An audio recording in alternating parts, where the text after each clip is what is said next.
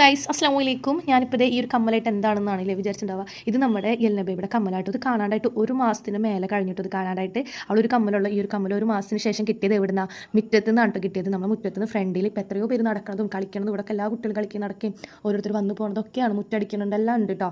ദിവസം മുറ്റൊക്കെ അടിച്ചു പറഞ്ഞാൽ എന്നിട്ടും ആ കമ്മൽ പോയില്ല കേട്ടോ ഗൈസ്. അത് ആരെ കയ്യിലാണ് കിട്ടിയത്? എൻ്റെ കയ്യിൽ തന്നെ അത് കിട്ടുകയും ചെയ്തിട്ടത്. പോയ സമയത്ത് ഒരുപാട് വിഷമിച്ചിട്ടുണ്ടായിരുന്നു. കാരണം ഇപ്പോൾ ഗോൾഡിൻ്റെ റേറ്റ് എല്ലാവർക്കും അറിയണതാണല്ലോ. അപ്പോൾ എന്താ പറയുക, ഈ ഒരു സാധനം പോയി എന്ന് വിചാരിച്ച സാധനം മറന്ന സാധനം. ഞാൻ എന്തായാലും മോൾക്ക് വേറെ മേടിക്കുന്ന രണ്ടാമത്തെ പ്രാവശ്യം അവൾക്ക് കാത് കുത്തണം. കാരണം അവളെ കാത് നല്ല ഒരു വേറെ സൈഡിലേക്ക് കയറിയിട്ടും രണ്ടും വേറെ വേറെ ആയിട്ടാണ് അവളെ കാത് നിൽക്കുന്നത്. അപ്പോൾ അവൾ വലുതായിട്ടുള്ള ഡാൻസിനൊക്കെ ചേർന്ന് ഞാൻ അവൾ കമ്മലിടുമ്പോൾ അവൾ എന്നെ പിടിച്ച് ചീത്ത പറയും, മുച്ചി എന്താണ് ഈ കാട്ടിയെന്ന് വെച്ചിട്ട്. അപ്പോൾ ഞാൻ അവളെ കാതിൻ്റെ ഓട്ടം അടുപ്പിച്ചിട്ട് ശരിക്കും വേറെ കാത് കുത്താം. അപ്പോൾ നമുക്ക് മലബാറിൽ തന്നെ വേറെ എടുക്കാമെന്നൊക്കെ വിചാരിച്ച് നിന്നിരുന്നതാണ്. ഇനി എന്തായാലും വേറെ എടുക്കണം, കാരണം ഇതൊന്നും വളഞ്ഞിട്ടുണ്ട്, അതുപോലെ തന്നെ ചങ്കീരുമില്ല കേട്ടോ.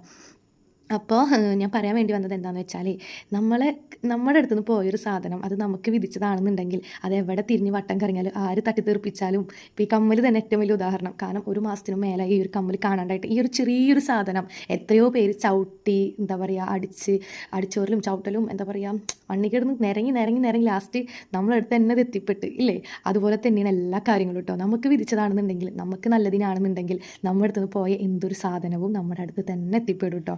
ആ ഒരു കാര്യത്തിൽ ഉറപ്പാണ് കേട്ടോ. അതിൽ ഏറ്റവും വലിയൊരു ഉദാഹരണമാണ് ഈ ഇരിക്കുന്ന ഒരു സാധനം കേട്ടോ. ഇത് മണ്ണിൽ നിന്ന് മുറ്റത്ത് നിന്ന് ഫ്രണ്ടിൽ നിന്ന് കിട്ടിയതാണ് കേട്ടോ. അതൊരു മാസത്തിന് ശേഷം.